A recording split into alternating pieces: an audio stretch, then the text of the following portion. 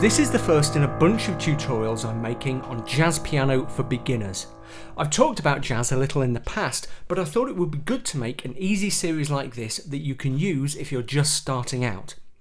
Every lesson is going to be based around a jazz piano improvisation that you can play, starting very easy and simple and getting a little more challenging with each tutorial. To start with, you only need the most basic beginner's knowledge of the piano. If you know about chords, that's cool and it'll help, but for now all you need to know is the names of the notes on the piano keyboard. We'll cover the jazz concepts and the music theory you need as we go. Okay, let's look at this first improvisation. We've got 4 beats in a bar at a moderate speed. 1, 2, 3, 4, 1, 2, 3, 4. Here's middle C, and first we're going to make our left hand a simple repeated pattern. In this octave down here, I'm going to play A, F, G, A. Let's do that again against the beat. A, F, G, A, F, G, A. Each note has 2 beats, so the whole sequence is just 2 4-beat bars long. That's 2 measures if you're using the US terminology. 1, 2, 3, 4, 1, 2, 3, 4, A, F, G, A. The first thing I want you to do is practice that over and over until you don't even have to think about it. We want as much of your brain's processing power as possible working on the right hand. Okay, so what notes can we use to improvise on in the right hand? The simple answer is any of them. This is a really important concept when you start piano improvisation. There aren't any wrong notes as such. It's just that some notes will sound better in some situations than others. Now, that left hand pattern starting and finishing on A kind of suggests that we're in the key of A minor. The great thing about A minor is that its natural scale, which will be our kind of first port of call if we're looking for notes to improvise on, is all the white notes. Natural scale of A minor. However, if I just said to you, hey, go crazy, improvise on any of the white notes on the keyboard, that would be kind of a little bit mind-blowing if you were just starting out. Far too much freedom, if you like. So what we're going to do is restrict ourselves and just start improvising on one note, yeah? This A below middle C. Now this is a technique that I've covered before. One note is all you need to improvise with. So what we're going to do is start by using this single note A and improvise on it using some swinging jazz rhythms against that original left hand.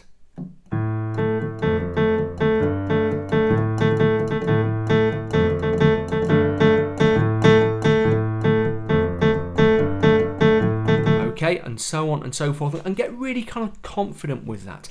Now that raises the question, how do we create those jazzy rhythms and get the kind of hand independence to use them? This is actually something I was talking about a couple of weeks ago in the first tutorial in my Train Your Piano Brain series, so do go and check that out afterwards if you haven't seen it. I'll include a link in the description below this tutorial. But when you're starting to swing, an important thing to understand is that jazz almost always stresses what we call the offbeat in a 4-beat bar. Now most 4-beat music stresses the on-beat, which is beats 1 and 3. 1, 2, 3, 4, 1, 2, 3, 4. But with jazz, as I say, it's that offbeat, beats 2 and 4. 1, 2, 3, 4, 1, 2, 3, 4. So one good way to start creating those jazzy rhythms in your right is to tap the offbeat with your left, maybe just on your leg or something, or at least kind of have that stress pattern in your head as you play.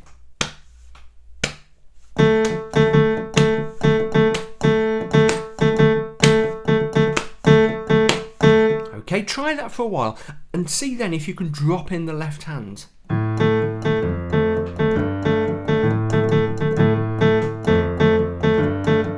You might not find it easy at first, so if it's tough going, slow it down. Once you've got that working, start to expand outwards to use other notes. Try using 2 notes, maybe A and C.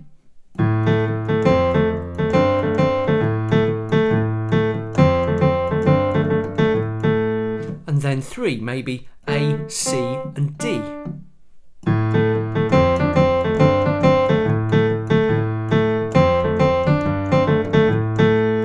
And grow outwards, use more and more notes. As you get confident, maybe try moving up and down the scale a little bit.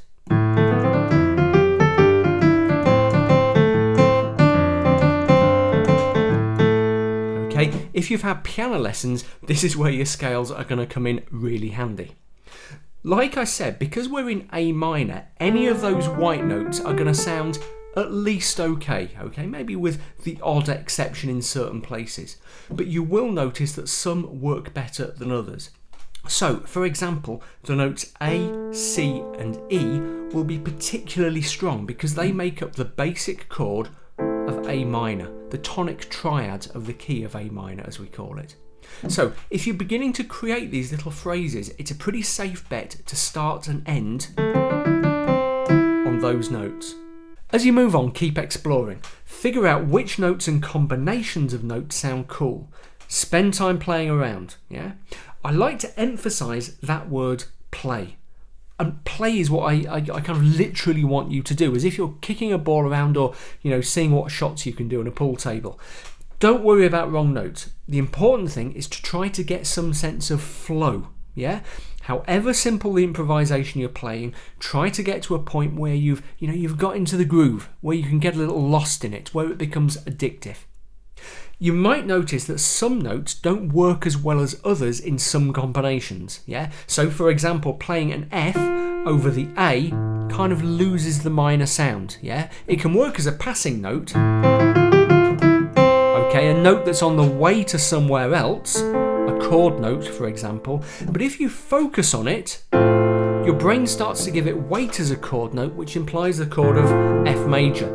That's not a bad thing in itself, but it's maybe not the direction we want to take this particular improvisation in. You might discover that the 5 notes that work best in an improvisation in the right hand are A, C, D, E and G.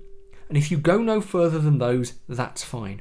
Those notes work well because they form the A minor pentatonic scale, which we'll come back to in the next tutorial in the series. Just a couple of final things. First, remember that when you're playing the piano, you're supposed to be expressive and musical, yeah? Getting the expression right is as important, in fact more important, than just getting the bare note right, yeah? So, for example, vary the louds and the softs, the dynamics as we call them.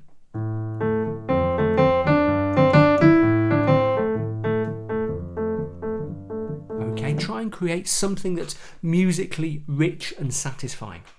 Okay, so there we go. I'll pick up this thread and run with it in my next tutorial in the series. In the meantime, practice, practice, practice, okay? Above all, play with this stuff. That's how you learn jazz piano as a beginner. Finally, if you read music, you might like my book, How to Really Play the Piano, which explains a ton of stuff about music theory and jazz and blues and has loads of tips on getting started with this stuff. Yeah, you need to be able to read left hand and right hand music, okay, but not at a very high level. Click on the link right below this tutorial to find out more.